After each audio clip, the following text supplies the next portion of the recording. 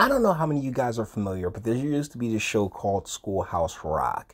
And they had this really popular segment called I'm a Bill. And it's a song that explains how laws are passed and the long and arduous process that goes into, passing these laws.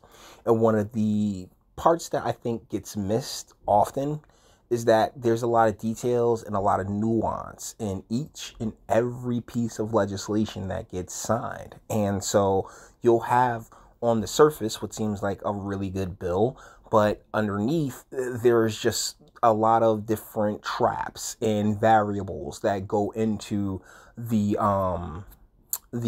bit of law, the bit of policy that makes it, just very double-sided. I think that's a good way to put it. It's like a bit of a double-edged sword, and I believe that to be the case with the First Step Act.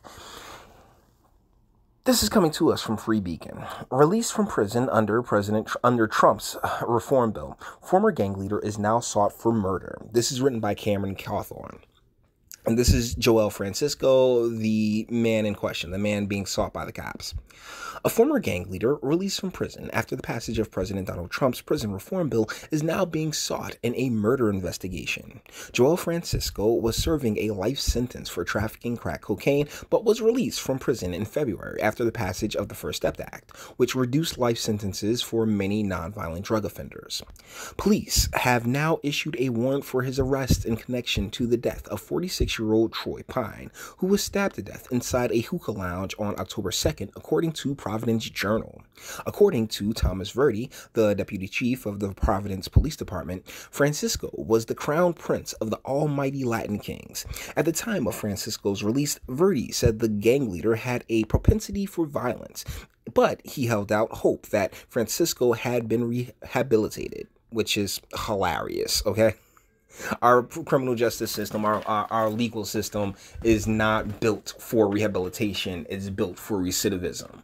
All right, make no mistake. Our prison system is a for-profit venture, and the more crimes people are out there committing, the happier the powers that be are, so they can just throw people away.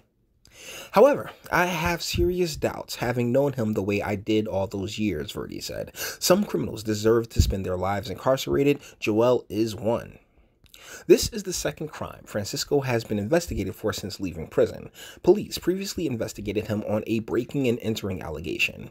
Both incidents occurred while he was on supervised release from federal prison, according to the Journal.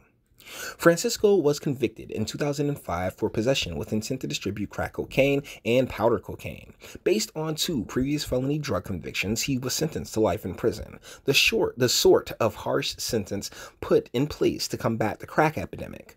Under Bill Clinton's crime bill, which introduced us to child support and all that other fun stuff. That 90s crime bill was a piece of trash. Under the First Step Act, signed into law by Trump in December 2018, his sentence was cut short. The law was hailed by criminal justice reform advocates across the political spectrum. The 2010 Fair Sentencing Act, signed by President Barack Obama, had reduced disparities between sentencing for dealing crack cocaine and powder cocaine, and eased mandatory minimums. Under the First Step Act, the 2010 law was made retroactive, so people convicted before the law went into effect could ask judges to have their sentences cut short. Mr. Fransisco did, and now someone's dead because of it. Here's the deal. I praise the First Step Act. I believe that our criminal justice system is insanely flawed, but at the same time, I am more than willing to point out where we've gotten it wrong. And that's something I think a lot of people aren't willing to do. Like, if you sit there and say, oh man, that's a perfect example is bail reform here in New Jersey. Since then, there has been so many instances of people, not getting released that shouldn't be released. It really is a matter of following the narrative when it comes to that, because there's a lot of cases of people saying, hey, yeah, I just got locked up for something dumb. I'll be able to fight it in court, but I won't have to sit there and spend tons of cash. There is good. And then there's the bad, where you have people being released and, just continuing their lives of crime.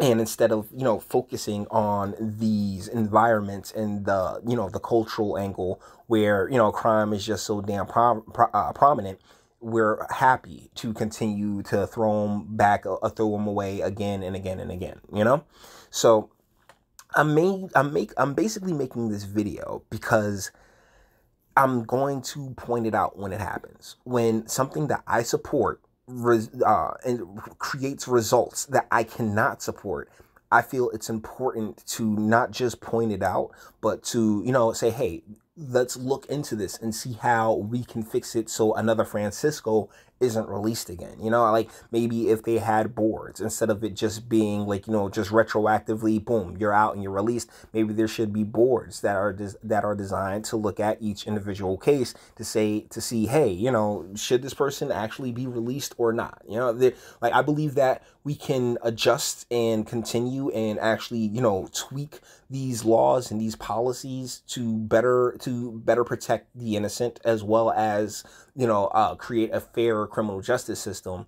But when it comes down to this, I'm sorry, Mr. Pine, and I feel terrible for Mr. Pine's family. But at the same time, you cannot make an omelet without breaking some eggs, right? So with that being said, we're going to bring this one to an end. All the internet stuff. If you liked it, toss it a like. Dislike, yeah, go ahead, do that too. I ain't scared of you. Sub if you enjoy my fantastic voice and you want to get videos like this every single day. Share, because sharing is caring, and YouTube and bit shooting alike, yeah, you don't really mess with me like that. And speak, let me know, what do you think in the comments? Are you a fan of the First Step Act? Did you see this coming? Or are you of the mindset that I am, that, hey, let's tweak these systems, let's tweak these laws and these policies so this type of stuff can't happen again. But as far as the sentiment of the First Step Act, I couldn't agree any more with it. We have way too many of our fellow Americans locked up for nonviolent drug offenses, and those who become hardened in the criminal justice in the prison system. We have to look out for that as well. But you may disagree, and that's what my comments are for. So until the next one.